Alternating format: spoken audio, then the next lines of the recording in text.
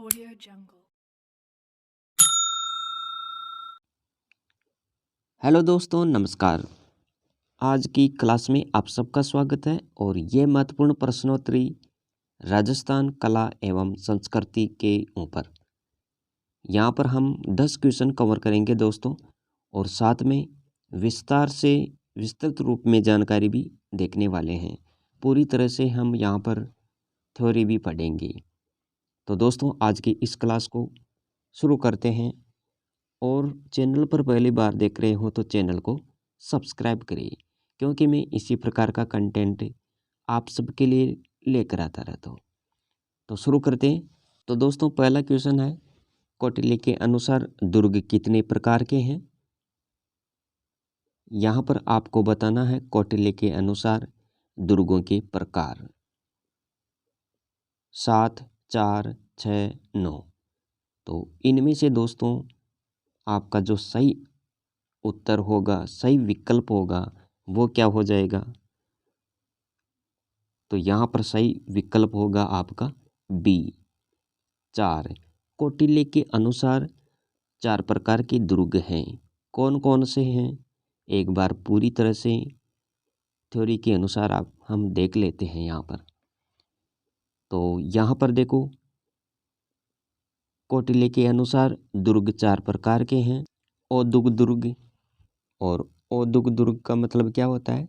जिसके चारों ओर जल भरा हो, इसे औदुग दुर्ग या जल दुर्ग के नाम से जाना जाता है। राजस्थान में गागरोन, झालावाड़, भैंसरोडगढ़ किस में आता है? चित्तौड़गढ़ में। तो ये औदुग दुर्ग की श्रेणी में आते हैं दोस्तों। दूसरा नंबर का जो दुर्ग है वो कौन सा है? पार्वत दुर्ग, और यह ऊंची पहाड़ी पर बना होता है। ऊंची पहाड़ी पर बना होता है। इस प्रकार के दुर्ग राजस्थान में सर्वाधिक हैं, तो ये भी आपको ध्यान में रखना है। तीसरा जो दुर्ग है किस कैटेगरी में आता है? धानवन दुर्ग में। धानवन दुर्ग, और ये कौन सा दुर्ग है? यह दुर्ग मरुस्थल से घिरा होता है। यह दुर्ग मरुस्थल से घिरा होता है, जैसे सोनारगढ़, जैसलमेर। चौथा दुर्ग है वन दुर्ग, और दोस्तों ये किस प्रकार का दुर्ग है? तो इसके बारे में यहाँ पर देखना है। यह चारों ओर से वन से घिरा होता है। इन दुर्गों को मेवास भी कहते हैं, जैसे सिवाना, बालोतरा। अगला क्वेश्चन है, विजय स्तंभ का निर्माण किसने करवाया? दोस्तों यहाँ पर आपको बताना है विजय स्तंभ का निर्माण किसने करवाया? राणा कुंभा ने, चित्रांगद मौर्य ने, जैन व्यापारी ने, राजा भोज ने। सही विकल्प का आपको क्या करना है? चयन। तो दोस्तों इसका जो सही विकल्प होगा वो क्या होगा? ऑप्शन ए, राणा कुंभा ने। विजय स्तंभ का निर्माण किसने करवाया था?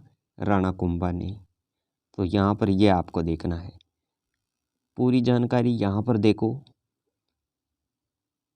राणा कुंभा ने चित्तौड़ दुर्ग में विजय स्तंभ का निर्माण करवाया। और कब करवाया? 1440 से 48 में।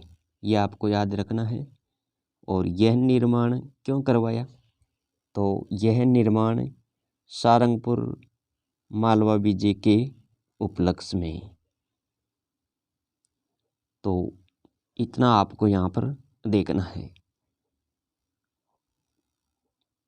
और देखो यहाँ पर विजय स्तंभ के बारे में, यहाँ पर 122 फीट ऊंची है ये चित्तौड़गढ़ दुर्ग में जो विजय स्तंभ है।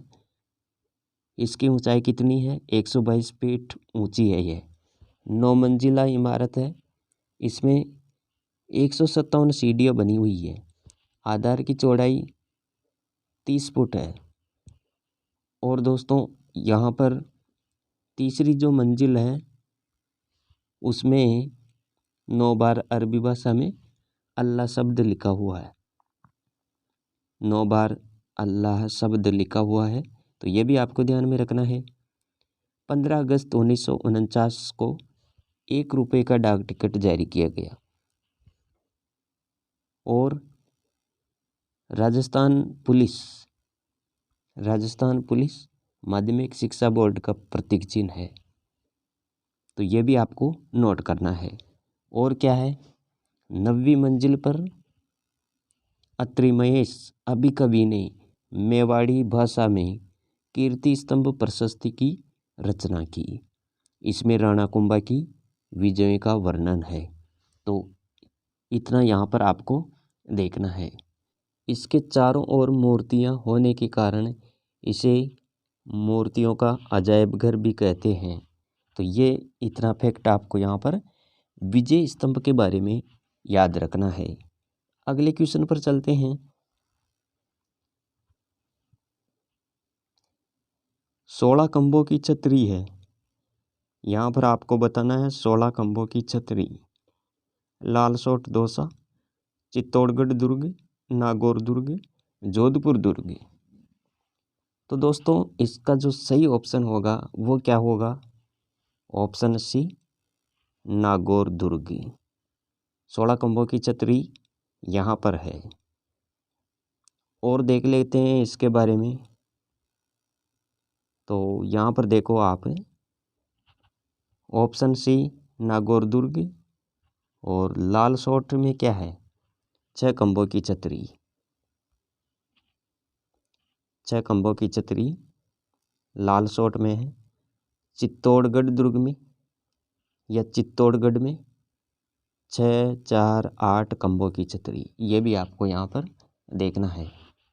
जोधपुर में 4 खंभों की छतरी, 20 खंभों की छतरी, 32 खंभों की छतरी। और नागौर दुर्ग में 16 खंभों की छतरी। तो ये भी देखना है यहाँ पर। इसके बाद में और देखो 32 खंभों की छतरियाँ। 32 खंभों की छतरियाँ कहाँ पर है? बदनौर ब्यावर, रणथंभौर सवाई माधोपुर, जोधपुर, मांडलगढ़ भीलवाड़ा। इसके बाद में 67 खंभों की छतरी हाड़ा शासकों की बूंदी में। 80 खंभों की छतरी मूसी रानी की छतरी जो कि अलवर में है। 84 खंभों की छतरी यह भी बूंदी में है, देवपुरा गांव। चौथा क्वेश्चन है अब यहाँ पर। चौथा क्वेश्चन, वैली टावर घंटाघर का निर्माण किसने करवाया? वैली टावर घंटाघर का निर्माण किसने करवाया? यहाँ पर 4 ऑप्शन है। उम्मेद सिंह प्रथम ने, उम्मेद सिंह द्वितीय ने, उम्मीद शाह ने, वैली ने।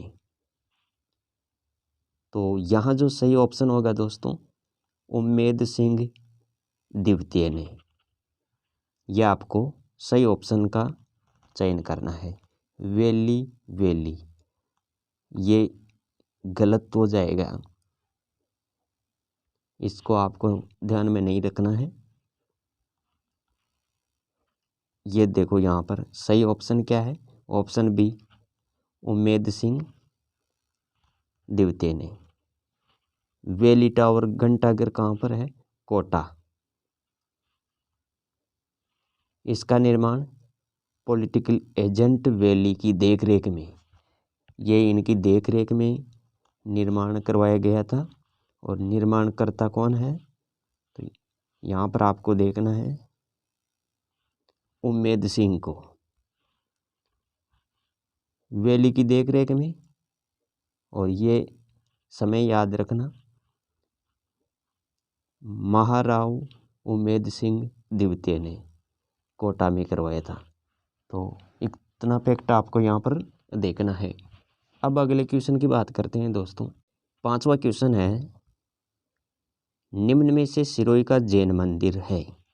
यहाँ पर बताना है जैन मंदिर। सिरोही का जैन मंदिर, किराड़ू, रणथंभौर, दिलवाड़ा के मंदिर, वरा मंदिर। तो ऑप्शन सी होगा यहाँ पर दोस्तों, दिलवाड़ा के जैन मंदिर, ये सिरोही में ही है। चलो अगले क्वेश्चन पर चलते हैं। चोलगिरी जैन मंदिर कहाँ स्थित है?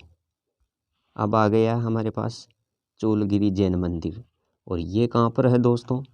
तो इनमें से आपको बताना है, उदयपुर, जयपुर, जोधपुर, धौलपुर। सही ऑप्शन का करना है आपको चयन। तो दोस्तों यहाँ पर जो सही ऑप्शन होगा वो क्या हो जाएगा? जयपुर। चोलगिरी जैन मंदिर कहाँ पर है? जयपुर में। इसके बाद में नेक्स्ट क्वेश्चन पर चलते हैं। पटुआ की हवेली कहाँ पर है? यहाँ पर सही ऑप्शन का करना है चयन। पटुआ की हवेली झुंझुनू, जैसलमेर, अजमेर, सीकर। तो पटुआ की हवेली का संबंध है जैसलमेर से। जैसलमेर है पटुआ की हवेली। यह 5 मंजिला है, तो यह भी आपको ध्यान में रखना है, जिसमें प्रथम मंजिल का जो आकार है वो कैसा है? जहाज के समान। दूसरी मंजिल है आयताकार, और 5वीं मंजिल पर स्वतंत्र रथ आकार के जाली झरोखे हैं। इसके बाद में इस हवेली का निर्माण 1805 में गुमान चंद बापना द्वारा करवाया गया। तो ये भी आपको देखना है। इस हवेली में हिंदू, मुस्लिम, ईरानी, यहूदी शैली का मिश्रण बना है। तो इतना फैक्ट आपको यहाँ पर देखने को मिल रहा है दोस्तों। अगले क्वेश्चन की बात करते हैं। यहाँ पर अगला क्वेश्चन क्या कह रहा है? मेहाजी मांगलिया का जन्म स्थल है। मेहाजी मांगलिया का जन्म स्थल तापूगांव, ददरेवा, कोलुमंड, भूंडेल। तो यहाँ पर सही ऑप्शन क्या हो जाएगा दोस्तों? तापूगांव। तापूगांव। और ये तापूगांव कहाँ पर है? तो ये तापूगांव है ओसिया, जोधपुर ग्रामीण में। यह आपको याद रखना है। तापूगांव कहाँ पर है? तापूगांव ओसिया, जोधपुर ग्रामीण में। और देखो यहाँ पर मेहाजी मांगलिया का जो जन्म होता है वो कब होता है? मेहाजी मांगलिया का जन्म 14वीं सदी में भाद्रपद कृष्ण अष्टमी को हुआ। तो यहाँ पर ये इनका जन्म याद रखना है। और गोगा जी का जन्म भाद्रपद कृष्ण नवमी को विक्रम संवत 1003, और कहाँ पर हुआ? ददरेवा चूरू में। इसके बाद में पाबू जी का जन्म, तो पाबू जी का जन्म कब हुआ? चैत्र अमावस्या को कोलुमंड फलोदी में। और हड़बू जी का जन्म 15वीं सदी में भूंडेल क्यूसर नागौर में।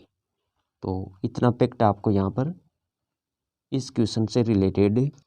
दोस्तों 9वां क्वेश्चन है, छींक माता का मंदिर किस जिले में है? छींक माता का मंदिर। छींक माता का मंदिर जयपुर, अजमेर, केकड़ी, बांसवाड़ा। दोस्तों यहाँ पर जो सही ऑप्शन होगा वो क्या होगा? जयपुर। छींक माता का मंदिर जयपुर में है। Option A Jaipur. और इसके बारे में और देखो, छींक माता जयपुर माघ शुक्ल सप्तमी को यहाँ मेला भरता है, और इनका मंदिर गोपाल जी का रास्ता जयपुर में है। ज़्यादा छींक आने पर इस देवी की पूजा होती है। और देखो यहाँ पर छींच माता, ये कहाँ पर है? बांसवाड़ा। हिंगलाज माता जैसलमेर, आराई, केकड़ी। और इसकी जो शक्तिपीठ है ये है बलूचिस्तान पाकिस्तान, हिंगलाज माता। इसके बाद में और देखो यहाँ पर नकटी माता, भवानीपुरा चाकसू जयपुर ग्रामीण, और हिचकी माता सनवाड़ उदयपुर, सुगाली माता आउआ पाली। तो इतना फैक्ट आपको यहाँ पर नोट करना है। दोस्तों अगर वीडियो को लाइक नहीं किया है तो वीडियो को लाइक ज़रूर करें। चैनल को पहली बार देख रहे हो तो चैनल को भी सब्सक्राइब करिए, क्योंकि मैं इसी प्रकार का कंटेंट आपको आगे की वीडियो में भी बताने वाला हूँ। आज की जो ये टेस्ट सीरीज है इसका ये लास्ट क्वेश्चन है दोस्तों, और देखते हैं इसके बारे में भी। मस्ताना बाबा की दरगाह, यहाँ पर क्वेश्चन क्या कह रहा है, मस्ताना बाबा की दरगाह कहाँ पर है? तो ये आपको यहाँ पर देखना है, उदयपुर, डूंगरपुर, प्रतापगढ़, अजमेर। तो दोस्तों याद रखें इसका जो सही विकल्प होगा ये क्या होगा, उदयपुर। मस्ताना बाबा की दरगाह कहाँ पर है, उदयपुर में। और यहाँ पर देख लेते हैं फखरुद्दीन पीर की दरगाह कहाँ पर है, फखरुद्दीन पीर की दरगाह कलियाकोट डूंगरपुर। यह आपको यहाँ पर याद रखना है। और काका जी की दरगाह कहाँ पर है, प्रतापगढ़। इसके बाद में मीरान शाह की दरगाह पीरान पीर का चीला, और जुमा मस्जिद, ढाई दिन का झोंपड़ा, ये सब कहाँ पर है, अजमेर में। तो दोस्तों कैसी लगी आज की ये क्लास, राजस्थान कला एवं संस्कृति महत्वपूर्ण प्रश्नोत्तरी पार्ट 1। ये आज हम कवर कर लिए हैं 10 क्वेश्चन, और नेक्स्ट वीडियो में दूसरा पार्ट में हम 10 क्वेश्चन और लेकर आएंगे, इसी प्रकार के विस्तृत रूप में चर्चा करेंगे। तो आज के लिए इतना ही, मिलेंगे अगली क्लास में। तब तक जय हिंद, वंदे मातरम। Thanks for watching.